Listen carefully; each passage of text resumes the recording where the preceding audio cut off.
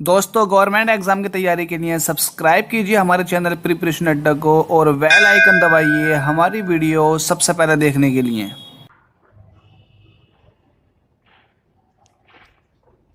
Hello friends, स्वागत है आप सभी का हमारे चैनल प्रिपरेशन अड्डा के अंदर। दोस्तों, चैप्टर नंबर 2 स्टार्ट करने वाले हैं, जो कि ल्यूसेंट फिजिक्स से लिया गया है। पहला वीडियो अपलोड हो चुका है फर्स्ट चैप्टर का, उसके ऊपर क्विज भी बनाकर दे दिया गया है। बहुत ही प्यारा क्विज है, बहुत ही इंपॉर्टेंट क्वेश्चंस लिए गए हैं। तो उस क्विज को और उस वीडियो को आप देख लें, और अगर इस वीडियो का आपको पीडीएफ चाहिए तो डिस्क्रिप्शन में लिंक दे रखा, वहां से डाउनलोड कर सकते हैं। और आपसे निवेदन है कि अगर आप पहली बार वीडियो देख रहे हैं तो प्लीज चैनल को सब्सक्राइब कर दीजिएगा।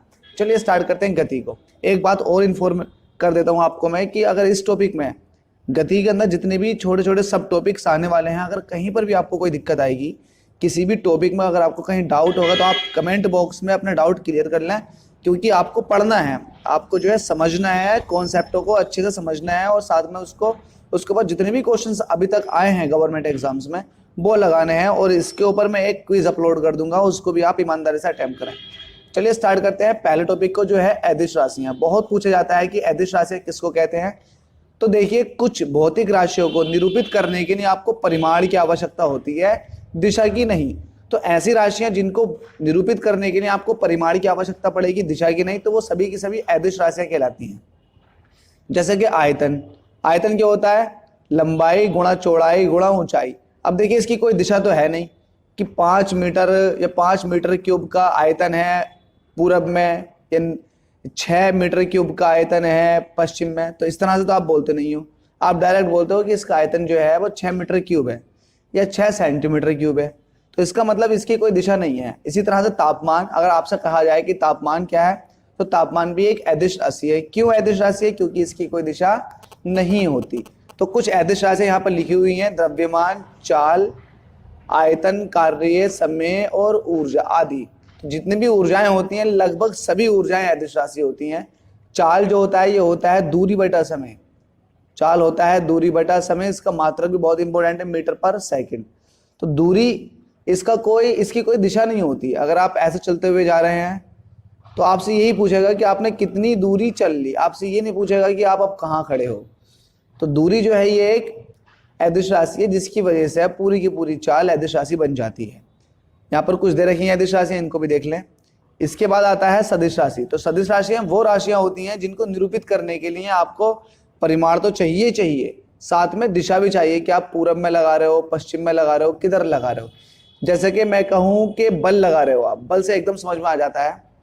सपोज दैट आपसे कहूँ कि आप जो है 5 न्यूटन का बल लगाइए इस दरवाजे पर, तो आप मुझसे ये जरूर पूछेंगे कि सर मुझे अंदर को लगाना है या बाहर को लगाना है। तो इसका मतलब आपने मुझसे डायरेक्शन पता की।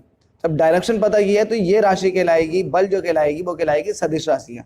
इसी तरह से विस्थापन जो होता है, विस्थापन पहला वाला बिंदु जहां से हम चले हैं और जहां जाकर रुके हैं वो फाइनल वाला बिंदु, तो इन दोनों के बीच की मिनिमम दूरी को बोलते हैं विस्थापन। तो विस्थापन समझ में आ गया होगा, और आपको इसी के सहारे सदिश राशियां समझ में आ गई होंगी। दूरी क्या होती है अभी ऊपर समझाया, जिस पाथ पर आप चलते हो, जिस पर आप चल के जाते हो, वो पूरी की पूरी दूरी कहलाती है। वहीं अगर विस्थापन की बात करें तो ये न्यूनतम दूरी को कहते हैं विस्थापन। यहाँ से आप घूमते हुए गए, तो ये जो चले हो, जिस पाथ पर आप चले हो, ये तो हो गई दूरी। ए से गए हो, बी तक पहुंचे हो, तो ए और बी के बीच की न्यूनतम दूरी है, इसको बोलेंगे विस्थापन। उसी तरह से चाल की अगर बात करें तो चाल होता है दूरी बटा समय, और वहीं आ जाता वेग। तो वेग जो होता है वो होता है विस्थापन बटा समय। विस्थापन क्या होता है? ये सदिश राशि है, इसलिए वेग एक सदिश राशि बन जाता है। त्वरण की बात करते हैं। त्वरण होता है वेग में परिवर्तन कितना हुआ, वेग परिवर्तन, और कितने समय में हुआ, वेग परिवर्तन अपॉन समय अंतराल, ये कहलाता है त्वरण। वेग परिवर्तन मतलब जो फाइनल वेग हुआ उससे पहला वाला वेग अपॉन टी। तो v minus you upon T, इसका ये फॉर्मूला भी होता है। इसको ऐसे भी लिख देते हैं, a is equal to d v upon d t, और कहीं कहीं आप डायरेक्ट लिख सकते हो v upon t, a is equal to v upon t. यहाँ को लिख देते हैं a is equal to v upon t. v का मात्रक होता है मीटर पर सेकंड, वहीं टाइम की बात करें तो सेकंड हो गया। तो इन दोनों को कंबाइंड रूप से कह सकते हो मीटर पर सेकंड का स्क्वायर। तो त्वरण का मात्रक होता है मीटर पर सेकंड का स्क्वायर। इसके बाद आता है वृत्तीय गति। तो देखिए, त्वरण हुआ, विस्थापन हुआ, ये सब रेखीय गति के अंदर थे। अब आती है वृत्तीय गति। वृत्तीय गति वो गति होती है जब कोई भी कण या फिर कोई भी द्रव्यमान किसी वृत्त पर गति करता है। तो इसकी इस गति को बोलते हैं वृत्तीय गति। इस वृत्तीय गति में आपकी चाल जो होगी वो एक समान होती है, एक समान हो भी सकती है नहीं भी हो सकती, लेकिन इसमें दिशा बदलने की वजह से हमेशा चाल के साथ साथ विस्थापन और विस्थापन के साथ साथ वेग लगातार बदलता रहेगा। एक बार और समझ लीजिए, वृत्तीय पथ पर गति कर रहे हैं, अगर मैं आपसे कहूं कि आप जो है एक समान चाल से वृत्तीय पथ पर गति कर रहे हैं तो आपकी चाल समान रहेगी, लेकिन इस केस के अंदर आपकी वेग सेम नहीं होगी। क्यों? क्योंकि हर पॉइंट पर दिशा बदलती चली जा रही है, बदलती चली जा रही है, बदलती चली जा रही है। क्योंकि वेग जो है ये एक सदिश राशि है तो आपको दिशा दिखानी पड़ती है, तो हर पॉइंट पर दिशा बदलने की वजह से वेग लगातार परिवर्तित होता रहता है वृत्तीय गति में। तो एक समान वृत्तीय गति तब कहते हैं जब उसकी चाल एक समान होती है। ठीक है, इसके बाद आता है यहाँ पर एक पॉइंट है, वृत्तीय गति एक त्वरित गति होती है क्योंकि वेग की दिशा प्रत्येक बिंदु पर बदल रही है। वेग की दिशा बदलने की वजह से उसके अंदर त्वरण आ जाता है, क्योंकि त्वरण खुद बताता है वेग परिवर्तन अपॉन समय अंतराल। तो वेग में परिवर्तन हो गया तो एक त्वरण आ जाता है। अगर वृत्तीय गति की बात करें तो वृत्तीय गति में कोणीय वेग जिसको बोलते हैं वृत्तीय गति के अंदर कोणीय वेग को बोलते हैं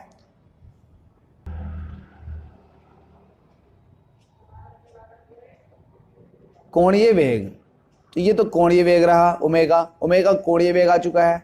ए आपके पास एक्सेलरेशन है, मतलब ये है रेखीय त्वरण। तो आप हर चीज का ध्यान रहे, ए जो है वो रेखीय त्वरण है, वी जो है जिसको हम वेग कह रहे थे वो रेखीय वेग है। अगर वृत्तीय गति के अंदर बात करें तो अल्फा आ जाता है त्वरण, और अगर वहीं वेग की बात करें तो वेग आता है ओमेगा जिसको बोलते हैं कोणीय वेग। तो कोणीय त्वरण है और ये कोणीय वेग है। तो जिस तरह से कोणीय वेग और कोणीय वेग और रेखीय वेग के अंदर संबंध है वो लिख लेते हैं। v इक्वल टू होता है आर ओमेगा। v है रेखीय वेग, आर है त्रिज्या जिस वृत्तीय पथ पर गति कर रहा है, और ओमेगा है कोणीय वेग। जिस तरह से रेखीय वेग और कोणीय वेग में संबंध है उसी तरह से रेखीय त्वरण तथा वृत्तीय पथ पर गति करने वाला कोणीय त्वरण, इन दोनों में भी संबंध होता है। a इक्वल टू होता है आर ओमेगा। वेग जो होता है वो होता है विस्थापन वटा समय। तो इसी तरह से अगर कोणीय वेग की बात की जाए जिसको ओमेगा कह रहे हैं तो ये हो जाएगा कोणीय विस्थापन अपॉन समय। क्योंकि कोणीय विस्थापन थीटा होता है और समय टी होता है तो omega is equal to theta upon t कह देते हैं इसको। थीटा का कोई मात्रक नहीं होता जबकि समय का मात्रक सेकंड होता है, इसलिए कोणीय वेग का मात्रक हो जाता है 1 अपॉन सेकंड, मतलब इसको पर सेकंड भी बोलते हैं और इसको सेकंड इनवर्स भी कह सकते हैं। तो ये बात भी ध्यान रहे। अब आते हैं कोणीय वेग, ओमेगा की वैल्यू निकालना। Omega is equal to 2 pi n होता है। 2 पाई एन का मतलब क्या है? देखिए अगर एक चक्कर कंप्लीट हो जाता है किसी भी पथ पर तो ये हम 2 पाई कोण घूम जाते हैं। 2 पाई का मतलब होता है 360 डिग्री हम कोण घूम जाते हैं। अगर ऐसे हम अगर एन कोण घूम रहे हो तो एन घूम रहे हैं तो ओमेगा कितना हो जाएगा 2 पाई एन। ठीक है, ओमेगा कितना हो जाएगा 2 पाई एन। तो ये हो गया आपका ओमेगा। ठीक है, और ये पर सेकंड की बात कर रहे हैं क्योंकि 1 सेकंड की बात कर रहे हैं तो ये कोणीय, इसको कोणीय आवृत्ति भी कह देते हैं। आगे चलते हैं। Omega is equal to 2 pi n, ध्यान रखिएगा 2 पाई एन, जहां पर एन जो है आवृत्ति है। अब चूंकि आवृत्ति का फॉर्मूला होता है आवर्तकाल के पदों में, आवृत्ति जो होती है आवर्तकाल का व्युत्क्रमण अनुपाती होती है। आवृत्ति जो होती है वो आवर्तकाल का व्युत्क्रमानुपाती होती है, मतलब आवर्तकाल इज इक्वल टू होता है 1 अपॉन एन।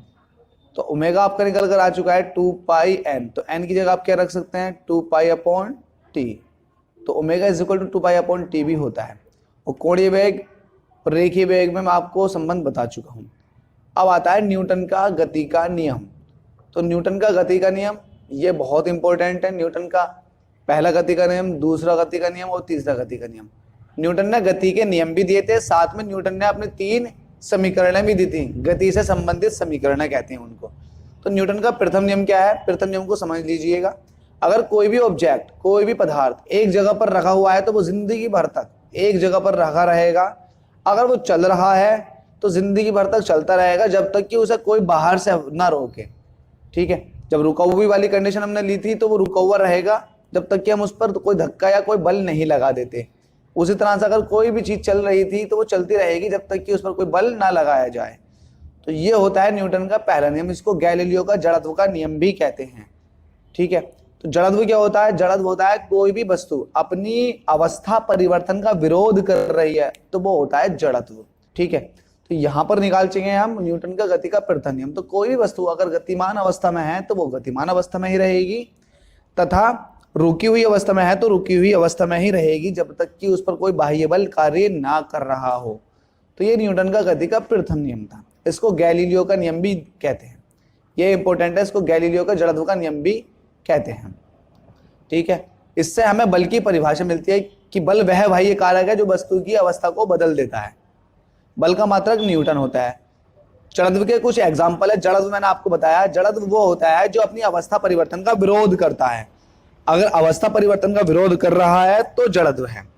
ये क्लियर रखें, अवस्था परिवर्तन का विरोध हो रहा है तो जड़त्व है। जैसे कि एक बात बताता हूं आपको एग्जाम्पल के थ्रू, कि सपोज दैट आपने कागज लिया, उस कागज के ऊपर एक सिक्का रख दिया और कागज को बहुत तेजी से खींच दिया, तो सिक्का जो है कागज के साथ नहीं जाता, सिक्का नीचे गिर जाता है। क्यों? क्योंकि जितनी तेजी से आपने खींचा है उतनी तेजी से सिक्का अपना वेग परिवर्तित नहीं कर पाया। अपना वेग इसलिए परिवर्तित नहीं कर पाया क्योंकि इसके पास कुछ ना कुछ वेट था, कुछ ना कुछ इसका अपना द्रव्यमान था, तो ये एकदम से गति अवस्था में नहीं आ पाया। तो ये हुआ जड़त्व। जड़त्व की वजह से मतलब इसने अपनी अवस्था परिवर्तन का विरोध किया, ये गति में नहीं आया, तो ये होता है जड़त्व। इसके बहुत सारे एग्जाम्पल्स है। अगर आप गाड़ी में चल रहे हो तो आपको जब गाड़ी स्टार्ट करते हैं बहुत तेजी से तो धक्का पीछे की तरफ को लगता है। क्यों? वो इसलिए लगता है क्योंकि जो आपकी गाड़ी है, तो गाड़ी तो गतिशील अवस्था में आ चुकी है लेकिन आपका शरीर वो अभी भी रुकी हुई अवस्था में था। तो जब गाड़ी बहुत तेजी से आगे कर दी गई तो आपका शरीर पीछे को गया। क्यों? क्योंकि आपका शरीर रुका हुआ है और गाड़ी गतिशील अवस्था में। कुछ देर बाद आपका शरीर भी गतिशील अवस्था में आ जाता है। इसके बाद आता है अगला टॉपिक, संवेग। देखिए संवेग किसे कहते हैं? संवेग जब कोई भी वस्तु गति करती है, तो गति करेगी तो उसका कुछ ना कुछ वेग होगा, तो उस वेग में अगर द्रव्यमान की मल्टीप्लाई कर दें तो ये कहलाता है संवेग, जिसको हम पी से निरूपित करते हैं। तो पी बराबर होता है mv, मास इंटू वेलोसिटी, मतलब वेग। इसका मात्रक होगा, m का मात्रक होता है किलोग्राम, जबकि वेलोसिटी का मात्रक, वेग का मात्रक होता है मीटर पर सेकंड। तो किलोग्राम मीटर पर सेकंड हो गया संवेग का मात्रक। अगर इसको मैं विमा की पदों में लिखूं तो किलोग्राम का होता है मास और मीटर का होता है एल और टाइम का होता है सेकंड। तो टाइम नीचे आ जाएगा टी, और सही करके लिखेंगे तो एम एल टी माइनस 1। ये हो गया इसका संवेग का विमीय रूप। इसी के साथ न्यूटन का द्वितीय समीकरण आता है गति का। तो न्यूटन का द्वितीय समीकरण क्या कहता है कि संवेग परिवर्तन की दर, संवेग क्या होता है एम वी, तो संवेग परिवर्तन मतलब डीपी, ये हो गया संवेग परिवर्तन की दर। दर का मतलब dt से डिवाइड कर दो, ये फोर्स के बराबर होती है। तो dp अपॉन dt ये किसके बराबर होती है? फोर्स के। तो संवेग परिवर्तन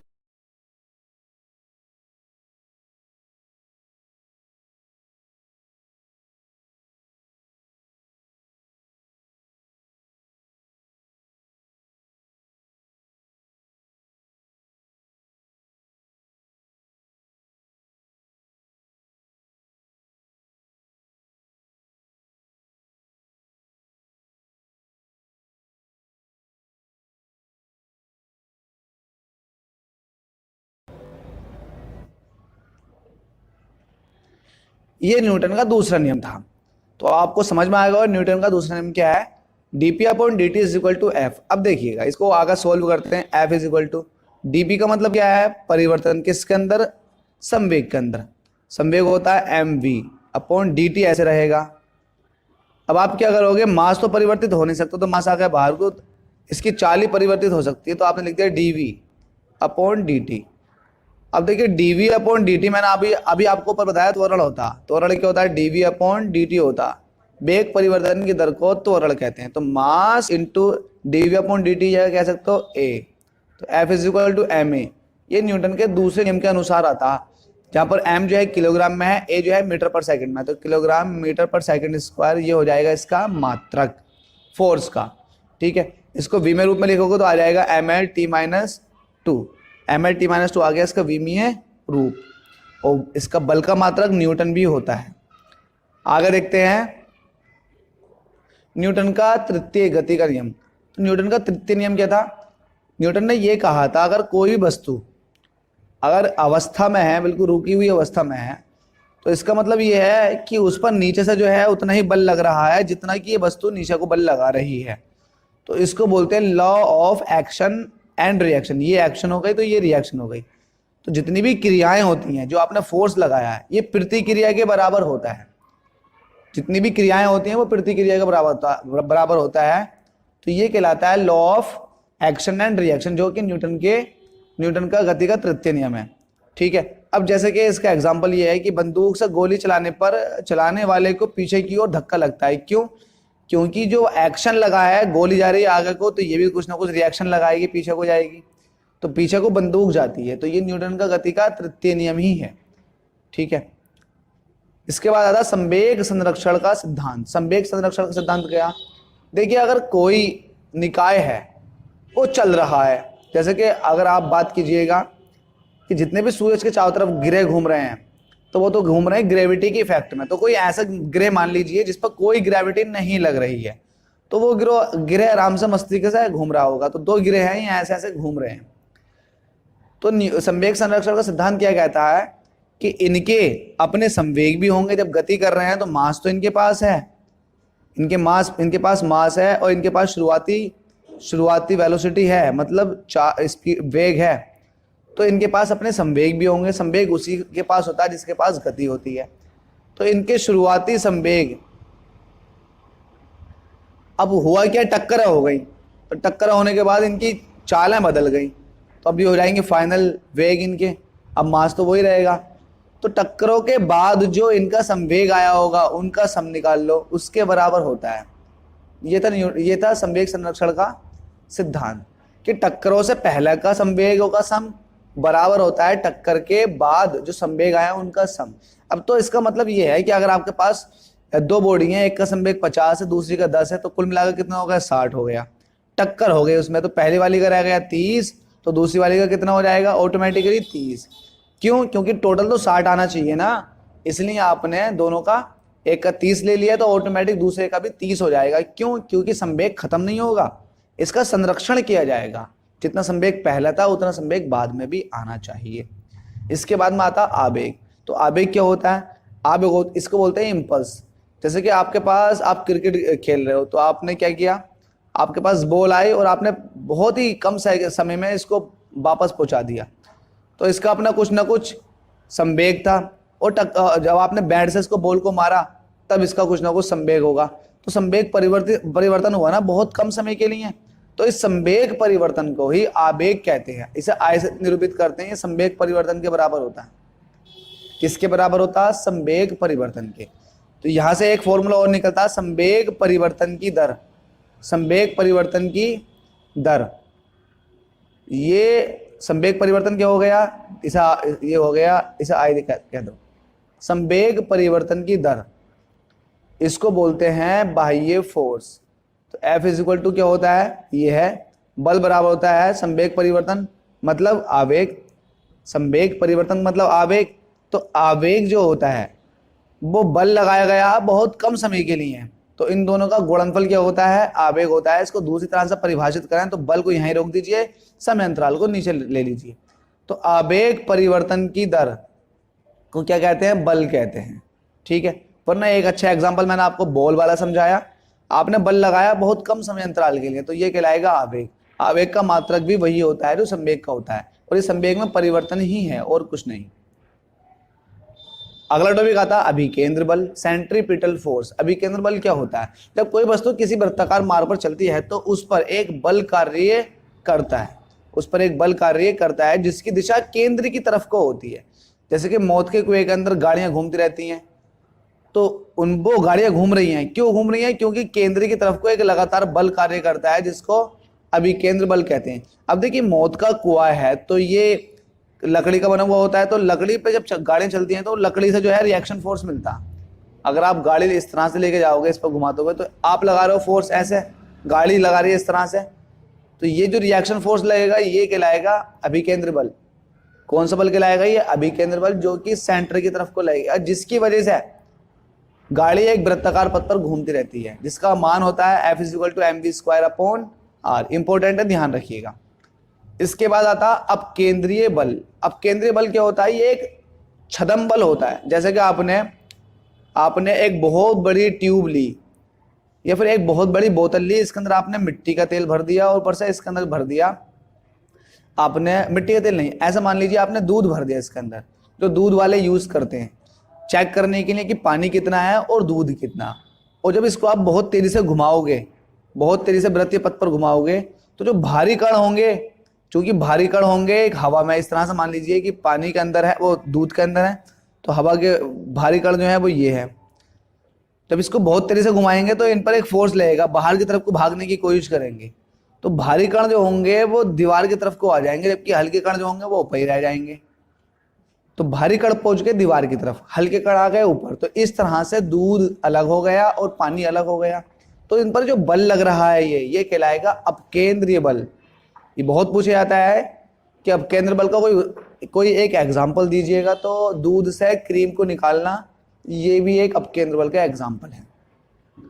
अब आगे चलते हैं, इसमें अगला टॉपिक आता है बल आघूर्ण क्या होता है। तो बल आघूर्ण क्या होता है, देखिए आपके पास एक दरवाजा है, तो दरवाजा आपको खोलना है, तो आपने यहां से बल लगाया, बल की वजह से दरवाजा घूम गया, बल की वजह से दरवाजा क्या हो गया, घूम गया, तो बल ने इस दरवाजे को घुमा दिया। तो बल गुणा जितनी दूरी थी लंबवत दूरी, ये जहां से घुमा है, यहां से घुमाना है दरवाजा, तो दरवाजा और बल के बीच में लंबवत दूरी जो है, इनका गुणनफल ही कहलाता है आघूर्ण। क्या कहलाता है, आघूर्ण। अब किसका आघूर्ण है, ये बल की वजह से, तो ये बल आघूर्ण हो गया। बल आघूर्ण एक तरह की ऊर्जा होती है, इसका मात्रक भी जूल में ही निकल कर आता है, क्योंकि मैंने आपको समझाया था जब भी फोर्स में आप दूरी की मल्टीप्लाई कर दोगे तो वो हमेशा एनर्जी बना देता है, हमेशा एनर्जी। अब आता है सरल मशीन। सिंपल मशीन क्या होती हैं, ये वो होती हैं जो बल आघूर्ण के सिद्धांत पर कार्य करती हैं। जैसे कि आपको बहुत बड़ा पत्थर हटाना है, तो आप एक इस तरह की छड़ लेकर आओगे लोहे की, और ऐसा फांसोगे और यहाँ से फोर्स लगा कर इसको उठा दोगे, तो ये जो है एक सरल मशीन कहलाएगी, जिसको फिजिक्स की लैंग्वेज में उत्तोलक कहते हैं। और इस तरह की घिरनियाँ भी होती हैं, देखो कितना बड़ा वेट को एकदम खींच लेती हैं, और आनत तल भी कुछ इसी तरह के होते हैं। तो हम पढ़ने वाले हैं उत्तोलक के बारे में। उत्तोलक किसे कहते हैं, इंग्लिश में इसको लीवर कहते हैं। तो लीवर तीन तरह के होते हैं, FWP टाइप के लीवर होते हैं, एक F टाइप का, एक W टाइप का और एक P टाइप का। इन तीनों के बारे में पढ़ेंगे। FWP पे आप ध्यान रखिएगा। तो पहला वो होता है उत्तोलक, जिसमें FWP फिर से लिख देता हूं। पहला वो होता है जिसके अंदर आलंब निश्चित बिंदु के चारों ओर उत्तोलक की छड़ स्वतंत्र पूर्वक घूम सकती है, उसे आलंब कहते हैं। अच्छा, यहाँ पर आलंब की डेफिनेशन दी जा रही है। आलंब किसको कहते हैं, आलंब वो बिंदु होता है जिसके परिते आप बल लगा रहे हो, जिसके परिते कोई भी वस्तु घूम सकती है आराम से। जैसे कि कब्जे की अगर बात करें, तो कब्जे के परिते ये आराम से दरवाज़ा खुल गया था, तो कब्जे ही होते हैं जो दरवाजे को खोल देते हैं। तो ये दरवाज़ा, ये कब्जे जो कहलाएगा, कब्जा जहाँ से घूमा था, ये कहलाएगा आलंब। आयास ये वो है जो हम उस पर बल लगाते हैं, जो हम बल लगा रहे हैं उसको हम यहाँ पर आयास कहेंगे। और भार, जो बल लगाने के बाद उसने भार उठाया है उसको बोलेंगे भार। जितना भी वजन उठाया आपने, ऐसा मान लीजिएगा कि ये देखो ये एक उत्तोलक का एग्जाम्पल है। आपको यहाँ से वजन उठाना है, तो आपने वजन बांध दिया और आप यहाँ से फोर्स लगाओगे हल्का सा नीचे की तरफ को, तो वजन उठ जाएगा। तो ये जो बिंदु है जिसके परिते पूरी की पूरी छड़ घूम गई, ये कहलाएगा फलक्रम, जिसको बोलते हैं हम आलंब। तो ये है आलंब, ये है W मतलब वेट, और ये है आयास जिसको हम बोलते हैं P। तो मैंने आपको एक कोड बताया था FWP। उत्तोलक के तीन तरह के उत्तोलक होते हैं, एक वो उत्तोलक जिसमें फोर्स बीच में आता है, एक वो उत्तोलक जिसमें W बीच में आता है, और एक वो उत्तोलक जिसमें P बीच में आता है। अभी यहाँ पर आपको सिर्फ P दिखाई दे रहा होगा, P बीच में आया हुआ है, तो यहाँ पर P बीच में है, सॉरी यहाँ पर फलक्रम जो है F बीच में है, P तो आपने साइड से लगाया, तो P क्या है, आयास साइड से लगाया, बीच में है ये फलक्रम। तो फलक्रम है इसके अंदर, मतलब क्या है, इसके अंदर F है, F फलक्रम मतलब आलंब है। तो इसमें आलंब है, तो ये कौन सी श्रेणी का उत्तोलक हो गया, ये फर्स्ट टाइप का उत्तोलक हो गया। उत्तोलक तीन तरह के होते हैं, एक प्रथम श्रेणी का उत्तोलक, द्वितीय श्रेणी का उत्तोलक और तृतीय श्रेणी का उत्तोलक। तो वो उनमें FWP की स्थिति के हिसाब से कहा जाता। F अगर बीच में आ गया तो ये कहलाएगा प्रथम श्रेणी का उत्तोलक। जैसे कि मैंने आपको एग्जांपल दे रखा, तो ये F बीच में है, आपने दोनों तरफ लगा दिया, एक तरफ वेट लटका दिया, दूसरी तरफ आपने लगा दिया आयास, तो यह है प्रथम श्रेणी का उत्तोलक। द्वितीय श्रेणी का उत्तोलक वो कहलाएगा जिसमें वेट बीच में होगा। जैसे कि आपने सरोता देखा होगा, सरोता जो इस तरह से काटता है चीज़ों को, और यहाँ पर इस तरह से उसकी दो सरफेस होती हैं, ऐसे यहाँ बीच में रख देते हैं, यहाँ से फिक्स होता है और इसको दबाते हैं दोनों तरफ से तो इसको काट देता। इसका दूसरा एग्जांपल है नींबू निचोड़ने की मशीन। तो नींबू जो निचोड़ते हैं हम लोग, वो इस तरह से नहीं निचोड़ते हैं कि आपने जो वेट है वो बीच में लगा दिया और आपने पी इस तरह से लगाया। तो ये नींबू को जो निचोड़ने वाली मशीन है, इसके अंदर आप देखिएगा कि आपने डब्लू लगाया बीच में और एक तरफ आपने लगाया आयास पी और एक तरफ है फलक्रम। तो फलक्रम और आयास के बीच में डब्लू है।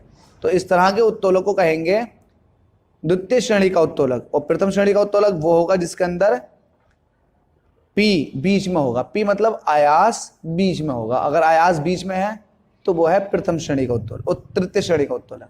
तो प्रथम श्रेणी आपकी कवर हो चुकी है, जैसे कि कैंची, पिलाश, सिंडासी, कील उखाड़ने की मशीन, वो सब, शीश झूला जो मैंने अभी दिखाया था आपको, साइकिल, ब्रेक, ये सभी प्रथम श्रेणी के उत्तोलक है।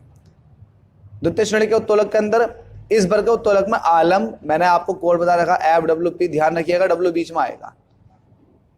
आलम्ब एफ तथा आयास के बीच में भार होता है। बीच में क्या होता है? बीच में भार होता है, बस ये पहचानना आपको, बीच में भार होगा। जैसे कि नींबू निचोड़ने की मशीन। इसी तरह से तृतीय श्रेणी का उत्तोलक इस वर्ग के उत्तोलक में, तो एफ डब्ल्यू पी फिर से लिख लीजिएगा, तो इस बार आयास बीच में आएगा। इस वर्ग के उत्तोलक में आलम्ब एफ तथा भार डब्ल्यू के बीच में आयास होता है। आयास होता है, आयास आपने देख लिया होगा, आयास ये होता है। जैसे कि चिमटा, चिमटा क्या होता है? चिमटे की शेप ये होती है, घर में हर किसी के घर में यूज होता है चिमटा। तो आप क्या करते हो, यहाँ से, ये क्या है? फलक्रम है, ये फलक्रम है जहाँ से घूम जाता है, और यहाँ आप जो है रोटी को फांसते हैं या किसी भी चीज़ को फांसते हैं, यहाँ पर आप लगाते हैं फोर्स। देखो फोर्स ऑटोमेटिक बीच में आ गया, एक तरफ फलक्रम गया और एक तरफ वेट गया। तो इस तरह के उत्तोलकों को बोलते हैं तृतीय श्रेणी का उत्तोलक। इसके बाद आता है गुरुत्व केंद्र। अब देखिए गुरुत्व केंद्र क्या होता है, तो ये गुरुत्व केंद्र के बारे में पढ़ लेते हैं। ये भी टॉपिक अच्छा है। अभी तक फिलहाल जितने टॉपिक कवर हुए हैं, इसमें कोई डाउट हुआ हो आपको तो आप जो है कमेंट कर सकते हैं, आपके लिए यही पढ़ाया जा रहा है। गुरुत्व केंद्र क्या होता है? तो किसी वस्तु का गुरुत्व केंद्र वह बिंदु है जहां वस्तु का समस्त भार कार्य करता है। देखिए मैं अगर ये एक मेरे पास कोई गुटका है, तो इसका भार जो होगा पूरा का पूरा यहाँ होगा, मतलब यहाँ पर लग रहा होगा भार, जिसको हम फोर्स भी कहते हैं। अगर यहाँ पर मैं कोई इतना ही भार लगा दूंगा तो ये गुटका संतुलन की अवस्था में आ जाएगा, मतलब रुक जाएगा।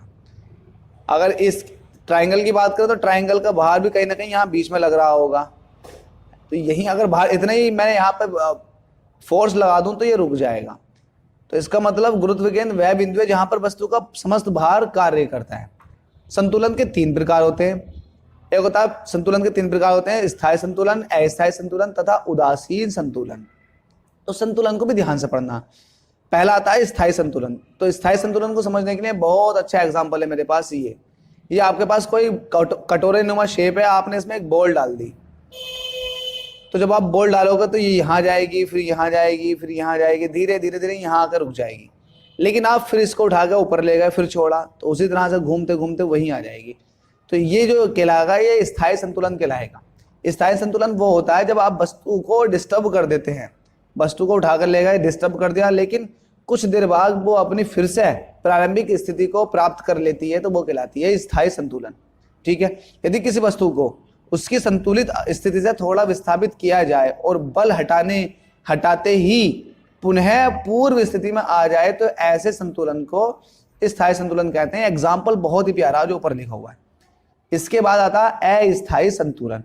तो अस्थायी संतुलन क्या होता है? इसी के विपरीत अगर मैं इस तरह का कोई चित्र बना लेता हूँ पहाड़ की तरह, और यहाँ से अगर एक बॉल को गिराता हूँ तो ये बॉल गिरने के बाद कभी वापस नहीं आएगी, तो इस तरह के संतुलन को कहेंगे अस्थायी संतुलन, क्योंकि आपने थोड़ा सा बल लगाया और ये अपनी स्थिति को भूल गई, वापस नहीं आ सकती अपनी प्रारंभिक स्थिति में, तो ये कहलाएगा, इस तरह का संतुलन कहलाता है अस्थायी संतुलन। और इसके बाद आता है उदासीन संतुलन। तो उदासीन संतुलन के बारे में देख लेते हैं। उदासीन संतुलन क्या कहता है?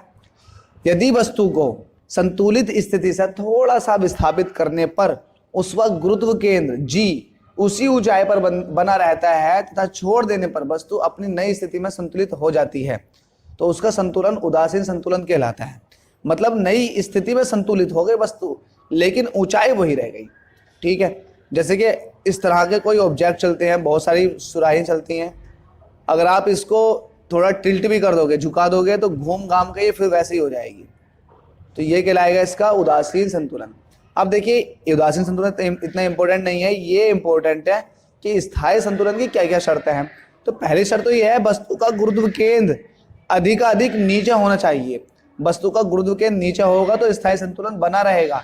इसलिए ये कहा जाता है, जो ट्रक भरते हैं उनसे ये कहा जाता है, ट्रक के अंदर जो सामान लादा जाता है तो उनसे यही कहा जाता है कि नीचे ज़्यादा से ज़्यादा भारी सामान रखो। नीचे भारी सामान रखेंगे तो गुरुत्व केंद्र नीचे बना रहेगा, जिसकी वजह से ट्रक पलटेगा नहीं।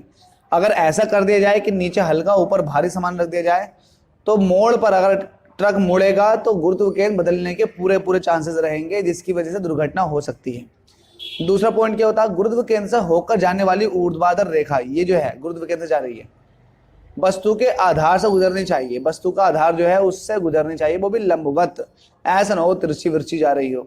ठीक है, तो ये स्थायी संतुलन की शर्तें हैं। और मुझे लगा है कि इस वीडियो में मैंने सारे पॉइंट्स क्लियर कर दिए हैं। फिर भी अगर किसी स्टूडेंट्स को डाउट होता है, लाजमी है, देखो डाउट नहीं आएंगे तो इसका मतलब आपने कुछ नहीं सीखा, या तो आपको सब समझ में आ गया या आपको कुछ समझ में नहीं आया। तो अगर आपके डाउट्स हैं तो आपके लिए कमेंट बॉक्स है, कमेंट बॉक्स में कमेंट करें, अपने डाउटों को क्लियर करें।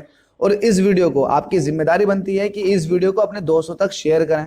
और अगर आप पहली बार चैनल देख रहे हैं, वीडियो देख रहे हैं, तो प्लीज़ सब्सक्राइब कर दीजिएगा, रेड बटन को हिट कर दीजिएगा और बेल आइकन आएगा उसको भी ऑन कर दीजिएगा।